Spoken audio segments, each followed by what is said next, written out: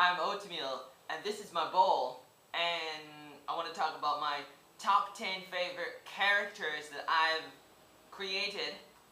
Number 10, Noah, from the Noah and Ark to the Moon series. This is a story that I started writing when I was about 10 years old, back in 1995 in Forest Grove, Oregon of the United States. The story is about Noah from the Bible, from many years ago. A true story. I believe it's true because it's in the Bible. It's about Noah and his 3 sons, and he has a wife, and the 3 sons have their wives. There's about 8 people, and a little bit of all the animals, like 2 of every animal. You know, they go into the ark because there's a flood, because people are horrible outside, and so God has to kill everybody except for that family, Noah's family.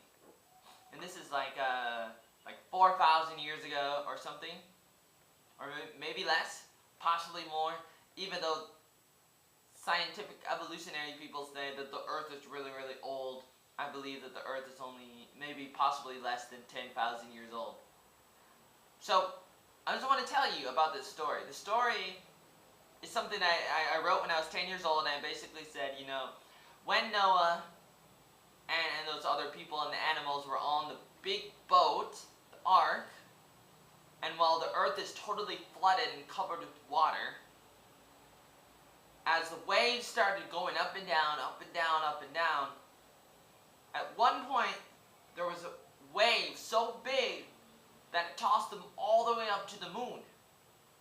They landed on the moon, and they were the first people to be on the moon, and then somehow they got off the moon. And then they kept it a secret.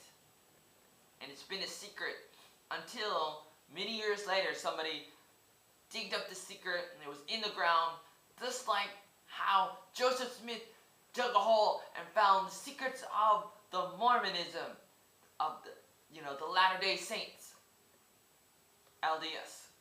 Just like that, except my story is my story, and I would say my story is true. And Joseph Smith, with the same name as me, Joseph Scott Arnold, is my name. So we both have the same name, Joseph, but I call myself Oatmeal because you are what you eat. You know, he would say his story is true, and I would say my story is true. Noah and his 3 sons and their wives, they all went to the moon. It's an amazing story, and it's more exciting than Tom Hanks in Apollo 13 that I had to see instead of the Power Rangers movie when I was about 10 years old in 1995, and I was so sad. Maybe that's why I wrote the story about around the same time I wrote this story. Interesting. Maybe that's why I wrote it. I got the inspiration from Apollo 13. So number 10, Noah. Even though I didn't really write much about this character, and he's not a made-up character. And there was another story that I wrote too about God, and about how he's like thinking about things before he creates everything, and he's sitting around like before Genesis 1:1. What does he do before he creates the heavens and the earth? Number 10 is Noah, not God. And I didn't create these characters. Copyright God in the Bible. Or Moses, who wrote the first 5 books in the Old Testament. Number 9, the Frog Master in the action strip series that I started writing when I was 13 and 98. Which is a story about some other characters. But the frog is like, he's like the master. He's like Splinter. He's like Zordon in the Power Rangers. He's the trainer, and he's just like a frog. And I draw him from the commercials that I would see in the KW, what is it? KW Beat 32 Key. There was a Sano. Sano 32. They had this talking frog, this dancing frog on one of the what is it? CW. It's called CW now, but it used to be called something else, and I can't remember. But it was like this frog. So I used this frog, and then I would put a hat on him, and he had a cane. Really love that man. Number 8 is Honey Cat from the Cat's Life series, and this is one of our cats that we had growing up. And and he was alive for I don't know how many years, like 7 years, from when I was about like 12 years old and on to like until I was like 19, and then maybe C survived longer, but you know, it was a mother cat, so it was a real cat that we had growing up when I was in my teen years, and I would play the voice for her because I would make up voices for the different characters, the different cats in the Cat's Life series, which is a story about the cats, and then they get, like, the kittens get kidnapped, and so they get separated from the mother, and they would always say, oh, where's mommy? Where's mommy? I don't know where mommy is. Oh, where's mommy? It's really sad. Number 7, Jimmy Cricket Ninja.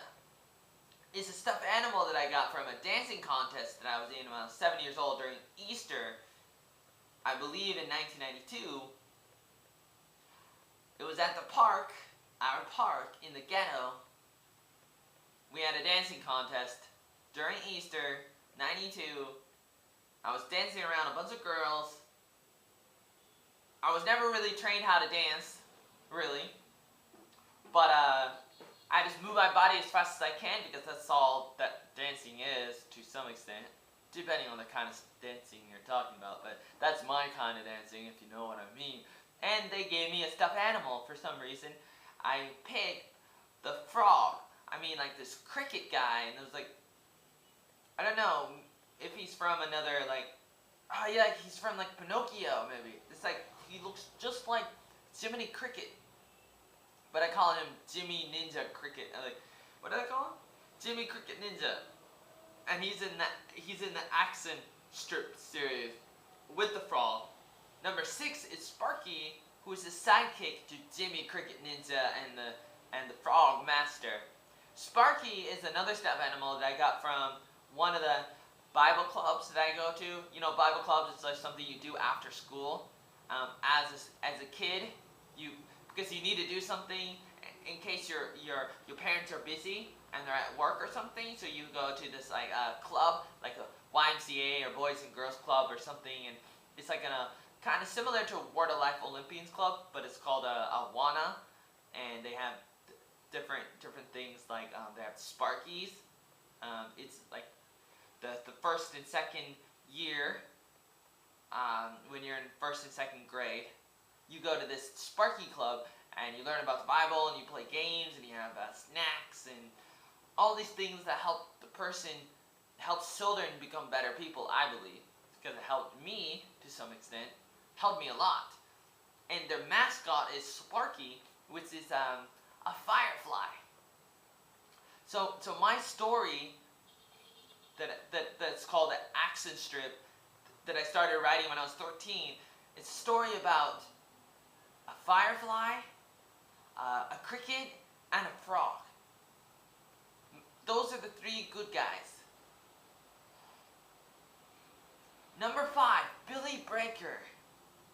That's the name of the Blue Ranger in the first long movie that I made when I was 10 years old, when we first got a camcorder, me and my brother. Well, my father actually got my brother the camcorder, but I would use it sometimes, and I made a script for the movie in 95, because that's when my brother started talking to me about, hey, maybe our father should get us a camcorder and we should start making movies. And I was like, oh yeah. And then ever since I've been obsessed with like making videos and calling myself a filmmaker, and I had like the script and then I lost it and then I had parts of it, and then we made the video in February 96, right before I turned 11 years old. And my favorite ranger was Billy, because he could fix things like Donatello, the purple dinosaur, purple Teenage Mutant Ninja Turtle. I like people who are smart, like Urkel, Steve Urkel, not to be confused with Stefan in Family Matters, that black nerd with glasses that said, "Did I do that? I'm falling, I can't get up." Yeah. Billy Breaker is the name of the Blue Ranger. Even though that's not really his last name, I decided to call him Billy Breaker, and kind of make him into my own character, even though he's the character from Power Rangers. I make him into my own character because I recreated him in a way, because I made Billy from a high school student, like 18 years old, to like a 10-year-old, because that's how old I was when I made the first video, first hour-long movie about the Power Rangers in '96, before I was 11. It only took a few days to make, and it was exciting. And to this day, I've been making videos, and I wanted to travel the world to help people since I was 8, and I wanted to really help people, and make videos since I was 10. Number 4, Nelson, stupid neighbor. Yeah, Nelson, you stupid neighbor. Yeah, Nelson, you stupid neighbor. Yeah, Nelson, you stupid neighbor. And he's just like a stupid neighbor, and he's one of the characters that I had. And he would just always make fun of my guinea pig, Rah-Rah Hercules Roberto. That's number 3, Rah-Rah Hercules Roberto. That's my guinea pig. Not to be confused with Oreo, who was my first guinea pig that I had around 98 or 99.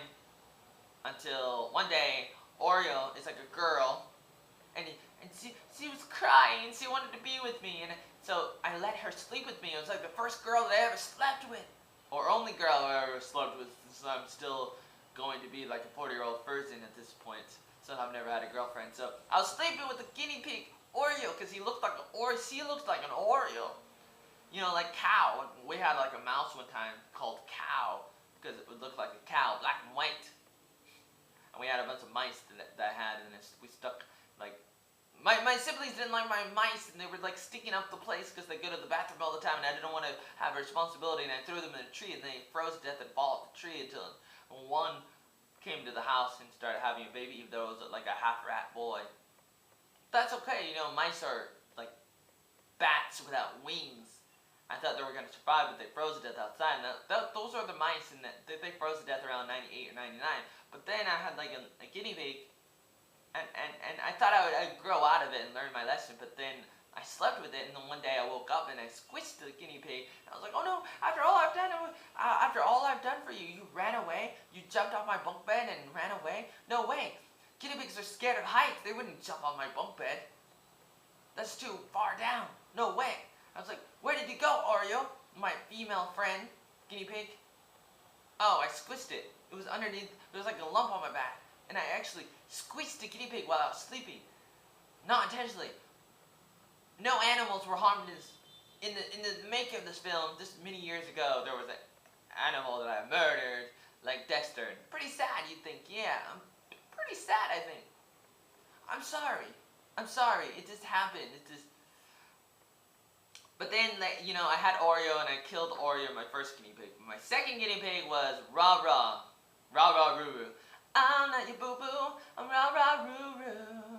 I'm not your kangaroo. I'm not your Scooby-Doo. Rah-Rah Roo-Roo. Rah-Rah Roo-Roo.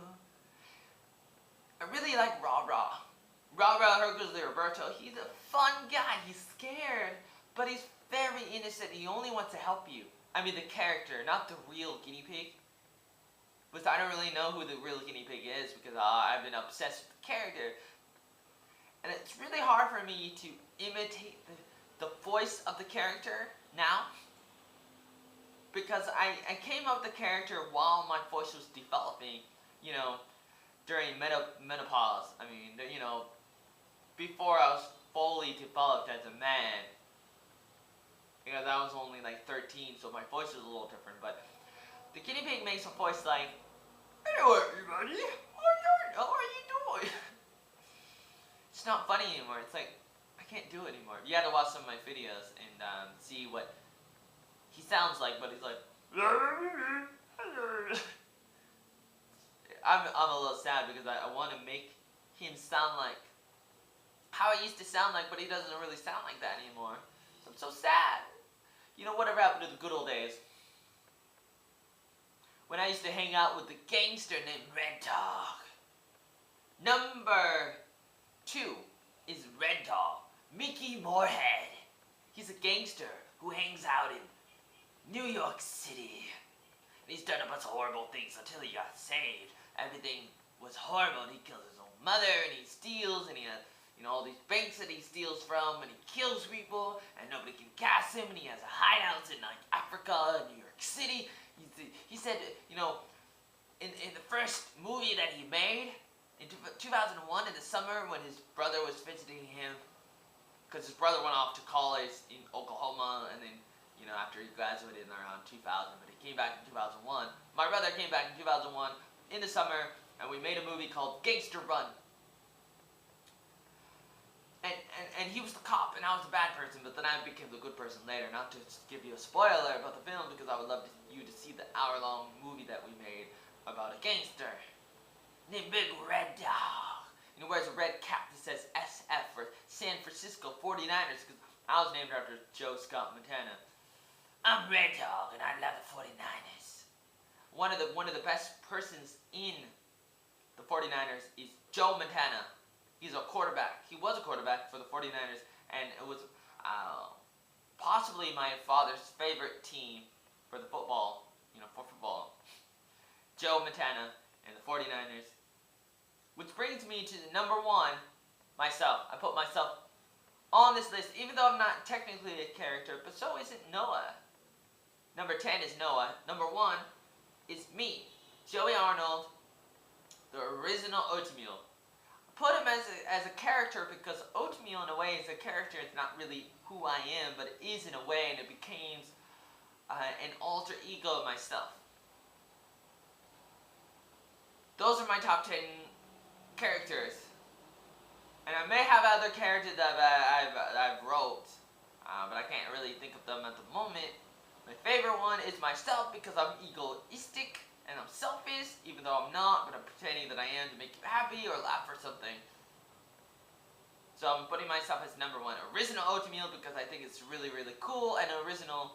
What do you think? Let me know, or else I will get you. I will get you. Or not, because I don't really care. But I really do care, but I just don't know. And I think I have other characters, like the Potato Man or something, but I haven't really came up with official names for them yet. So see you later on the flip side.